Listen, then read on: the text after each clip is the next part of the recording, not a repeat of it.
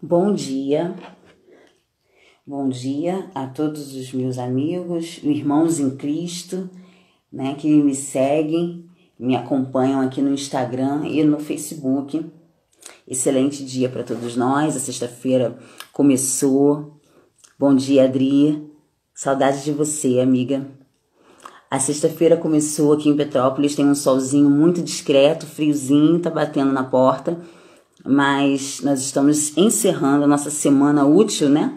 Semana que nós temos atividades, cada um de nós, seja com estudo, com trabalho.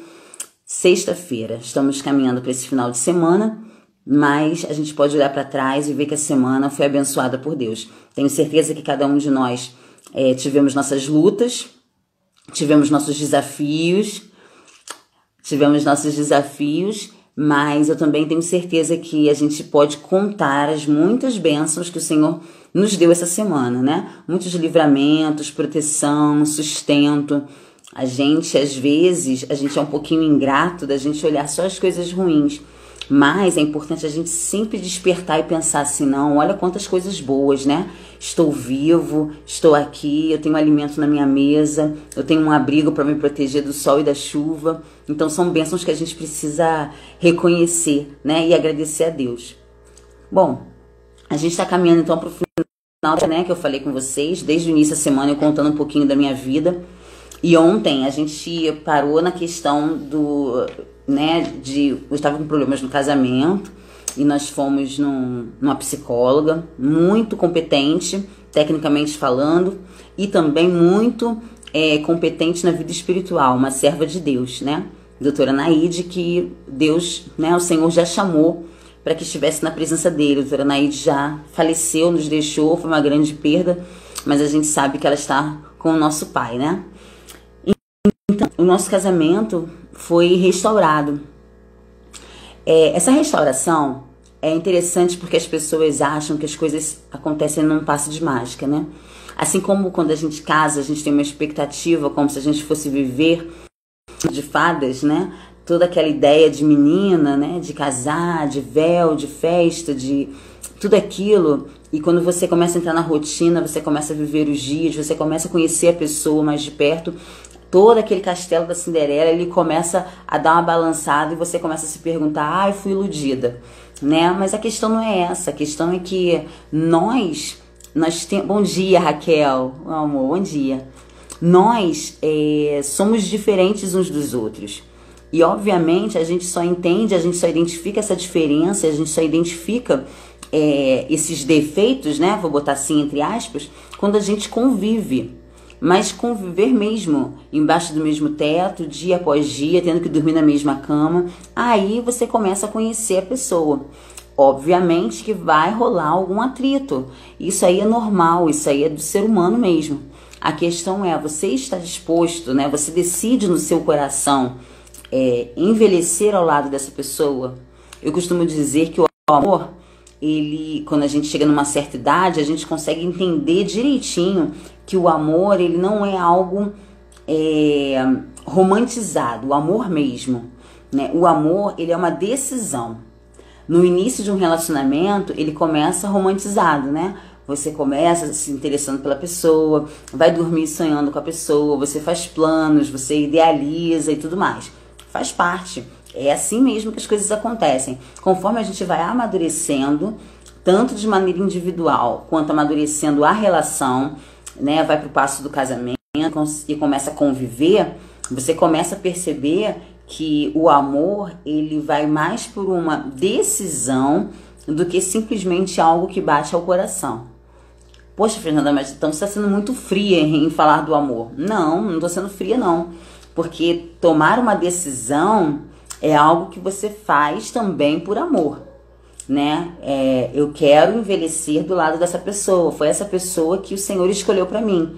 Então eu decido amá-la, né? Cada vez que a gente acorda, que a gente levanta e a gente vai enfrentar os desafios da vida, eu decido amar esta pessoa. Por que tem que ser decisão? Porque se não for decisão, ao longo do dia vão acontecer várias coisas, uma louça que não lavou, uma roupa suja que botou no lugar errado, uma compra que não fez, são coisas que vão acabar me deixando chateada e essas coisas vão minando. Então eu decido amar. Eu aprendi isso, né, na terapia, com a psicóloga, aprendi a entender quem é o Felipe. Felipe aprendeu a me entender, saber como eu reajo, né, o porquê das minhas decisões, do meu posicionamento. Eu aprendi a desconstruir alguns traumas que eu tinha no passado para que eu pudesse caminhar, então, sem arrastar essas coisas do passado, da minha infância, né, e que isso fosse prejudicar meu casamento. Então, meu casamento foi restaurado. A comunhão com Deus, ela foi reforçada.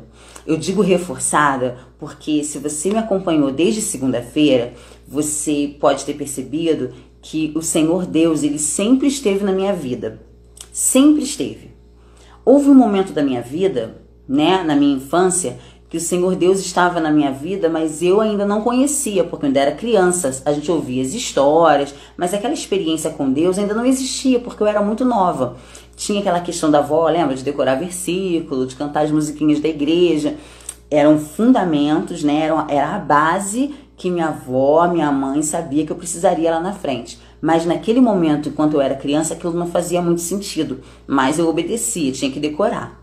Ao longo da vida, na minha adolescência, onde a gente fica um pouquinho mais rebelde, onde a gente quer desobedecer, onde a gente se sente muito inteligente, muito forte, muito independente, muito esperto, né? Nessa fase da vida, Deus esteve me procurando, me protegendo mais do que eu buscando a Ele. Por conta da minha idade mesmo, a idade da adolescência.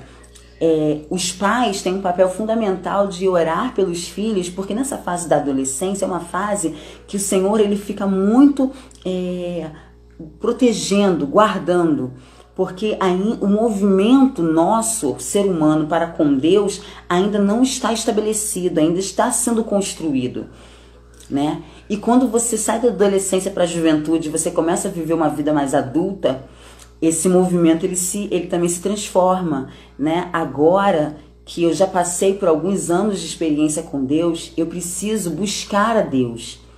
Então, nessa fase adulta, onde a minha maturidade com Deus está crescendo e a minha maturidade pessoal também está crescendo, o papel se inverte. Ao invés de Deus ficar atrás de mim, me buscando, me protegendo, eu preciso ir atrás dele e falo, Senhor, eu dependo de ti, preciso de ti, eu quero o Senhor comigo. E ele tá ali, né? Eu sempre estive com você, minha filha. Pode vir que eu tô aqui com você. Então, é a fase que a gente está mais maduro e a gente busca. Então, meu casamento foi restaurado, a minha comunhão com Deus, ela foi fortalecida. Por quê? Uma necessidade de busca. Eu preciso de Deus, eu preciso mais de Deus, eu preciso conhecer mais a Deus, eu quero ser mais igual a Jesus. É essa busca que a gente vai vivendo, vai caminhando nesse mundo, né? E depois de tudo isso, eu e o Felipe, a gente participou de um congresso muito interessante, chamado, é um congresso radical, né? Um acampamento muito legal. E o Senhor Deus, depois desse congresso, nos deu de presente o Ministério dos Adolescentes. Queridos, a gente trabalha hoje com adolescentes da nossa igreja, né? No Ministério de Adolescentes. É uma bênção, a gente lidar com essa garotada e a gente atuar no Ministério de Adolescentes em meio à pandemia tem sido um desafio enorme, enorme. Eu imagino o desafio para eles, vivendo a adolescência nessa pandemia. E o nosso desafio enquanto líderes, enquanto pais, pedir ao Senhor sabedoria para a gente saber como apoiá-los, como ajudá-los, né? Senhor, nos dê estratégia, nos dê criatividade para que a gente possa fazer com que eles passem essa fase da melhor maneira, né? Cercados com mais cuidado. Não é cuidado de botar numa bolha de vidro, não. É cuidado com os recursos que eles precisam ter e que hoje em dia, por conta da pandemia, infelizmente, eles não estão tendo. Essa questão de relacionamento, de contato, de amizade, tudo isso na adolescência ela faz muita falta. Então, de uma certa forma, a gente pede muito a Deus essa sabedoria para saber como a gente pode ajudar, colocar essas coisas para que eles não percam e, ao mesmo tempo, preservar a saúde, né? Tomar cuidado com os protocolos que a prefeitura e que a área de saúde nos colocam. Mas, queridos, esse Ministério dos Adolescentes tem sido uma bênção enorme nas nossas vidas, muito grande. Principalmente porque, para mim agora particularmente, né? Eu olho para trás eu olho para minha história. E conversar com vocês durante a semana tem me ajudado muito nisso, né? Eu tenho relembrado as coisas da minha vida, coisas que passaram, e eu penso assim, caramba, se naquele momento que eu estava vivendo, eu sofria tanto, eu achava que era o fim do mundo, eu achava que... Por que eu estava passando por aquilo? Hoje, com 39 anos, eu olho para trás e penso, fez todo sentido eu passar por aquilo, porque hoje eu consigo ter experiência, eu consigo ter bagagem, consigo estar mais forte para ajudar os adolescentes, né? Ajudar a galera que está com a gente. Se naquele tempo passar o divórcio da minha mãe, eu e minha mãe, passar aquele momento onde eu não me sentia amada, para mim foi tão ruim aquele momento. Hoje eu olho e penso, aquele momento foi um momento de aprendizado, porque hoje eu posso conversar com adolescentes que vivem a mesma situação e vocês sabem que hoje em dia o número de divórcios é enorme, né? Então a gente tem crianças e adolescentes passando por esse luto, por esse trauma do divórcio, porque causa, sim, alguns traumas, né, na criança ou no adolescente. Eu posso conversar com eles sobre isso, dizendo que eu sei o que eles estão sentindo, porque eu senti, né? Se hoje eu posso falar com adolescentes e jovens que estão buscando uma posição no mercado de trabalho e estão aflitos, não sabem que caminho percorrer, estão confusos, às vezes tem uma família ainda para sustentar, né? Como eu tinha, apoiando minha mãe na vida financeira, eu posso dizer para eles que eu entendo. Por quê? Porque eu já passei por isso. Se hoje eu tenho jovens e adolescentes que têm problemas com os pais, né, de relacionamento com pai, com mãe, eu também já passei por isso. Então, o que eu quero fechar nossa semana para a gente pensar é o seguinte: tudo que a gente vive, primeiro, o Senhor está ciente. O nosso Deus, Ele é onisciente, Ele sabe de todas as coisas. Tudo está no controle dele. Se a gente olhar a Bíblia e lembrar da história de Jó, até para o diabo, para o inimigo tentar a Jó, ele pediu permissão a Deus. Então, tudo está no controle de Deus. Eu não estou querendo dizer que tudo é Deus que faz, né? Então tudo que acontece Deus está fazendo? Não. Tem coisas que acontecem na nossa vida que são consequências das nossas más escolhas. Não é Deus que está fazendo. A gente está tendo resposta daquilo que a gente plantou, né? A gente plantou, a gente colhe. Não vou plantar banana e colher abacate, né? Então, tem essa questão. Porém, até isso está no controle, ou seja, Deus sabe, Deus está ciente, Deus está acompanhando. Nada é feito escondido, nada é feito para surpreender a Deus. Para Deus não há surpresas, Ele conhece tudo. Se Deus conhece tudo aquilo que passou na minha vida, eu, sendo filha de Deus, entendendo que eu entreguei minha vida nas mãos do Pai, eu entendo que tudo que aconteceu, além de estar no controle dele, serve para mim como um aprendizado. Então eu posso olhar para trás e não sentir revolta, nem da sociedade, nem do meu pai, nem de Deus. Não, tudo foi um aprendizado. Na vida, tudo é um aprendizado se a gente se coloca na mão de Deus, porque a gente pode descansar e saber que tantas coisas boas quanto as coisas ruins que vêm, elas vêm com algum propósito. Mesmo que eu não entenda naquela hora, pode ser que eu entenda futuramente. E pode ser que eu morra sem entender o porquê. Porém, eu tenho fé que Deus sabe de todas as coisas. Lá em Romanos 8:28 diz assim: pois sabemos que todas as coisas trabalham juntas para o bem daqueles que amam a Deus, daqueles a quem Ele chamou de acordo com o seu plano. Todas as coisas. Queridos, quando a palavra todas é uma palavra absoluta. Todas, não é metade. Todas, não é algumas exceto, né? Todas exceto aquela. Não, todas.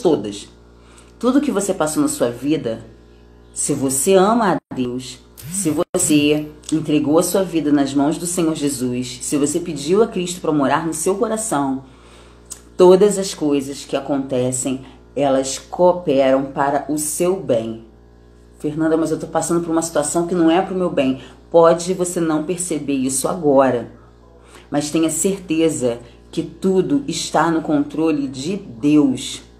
Deus sabe de todas as coisas. Eu não teria o que conversar com vocês, o que dividir com vocês da minha vida de aprendizado se eu não tivesse passado por tantas coisas que eu passei. Cada um de nós tem uma trajetória, viveu as suas próprias experiências. Por isso que cada um de nós tem a sua bagagem de aprendizado. A minha bagagem de aprendizado pode ser diferente da bagagem da Adriana, diferente da bagagem da Raquel, diferente da bagagem da Tatá. A bagagem de aprendizado é diferente, porque vivemos experiências diferentes. Agora, tenha certeza que o Deus, ele é um só. E esse Deus que estava lá no passado com o povo de Israel, 40 anos no deserto, é o mesmo Deus que está aqui hoje com a gente no nosso deserto, que é o momento que a gente está vivendo de pandemia, né? Um deserto com escassez de carinho, escassez de afago, de contato físico, escassez de saúde, escassez de ar, escassez de emprego. É um deserto que cada um de nós está passando, cada um tem o seu deserto.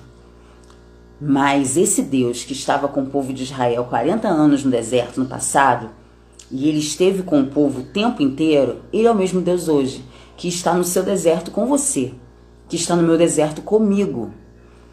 E ele pode fazer muito por nós, muito, desde que a gente esteja pronto a entregar tudo na mão dele, a descansar nele, entregar o controle na mão dele.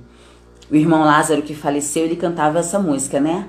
A minha vida é do mestre, tudo meu é do mestre. Eu entreguei o meu barco na mão do mestre para ele poder guiar, né? Eu não vejo mais o cais, ou seja, aonde o barco ficava atracado, preso, eu não estou vendo mais, meu barco está solto no mar. Mas ele não está solto sem comando. Eu entreguei a Deus. Então, isso é um passo de fé. Difícil, porque a gente gosta de ter as coisas no controle. Mas isso é um passo de fé. Lá em Êxodo 23, 25, vou ler só duas passagens para a gente poder encerrar. Êxodo 23, 25 diz assim: se vocês adorarem a mim, o Senhor, seu Deus, eu os abençoarei, dando-lhes comida e água, e tirarei de vocês todas as doenças. Isso aqui é a promessa de Deus para o povo de Israel. Mas eu não falei que o Deus é o mesmo? Ele faz essa promessa para a gente. Se vocês adorarem o Senhor, seu Deus, ele vai abençoar, ele vai te dar comida e água, ou seja, ele vai prover teu sustento, ele está com você e ele vai tirar de você todas as doenças. Não pensem só nas doenças do corpo físico, existem doenças da alma que matam mais do que doenças do corpo. Doenças da alma minam a alma, acabam com a alma, e não é só da pessoa, acaba também com a alma de quem está ao redor. Então, o Senhor pode curar essas doenças também. Ele diz aqui, desde que a gente o adore com sinceridade no coração. E Provérbios 16:3 diz assim: peça a Deus que abençoe os seus planos, e eles darão certo. Peça a Deus que ele abençoe, que ele esteja na direção dos seus planos.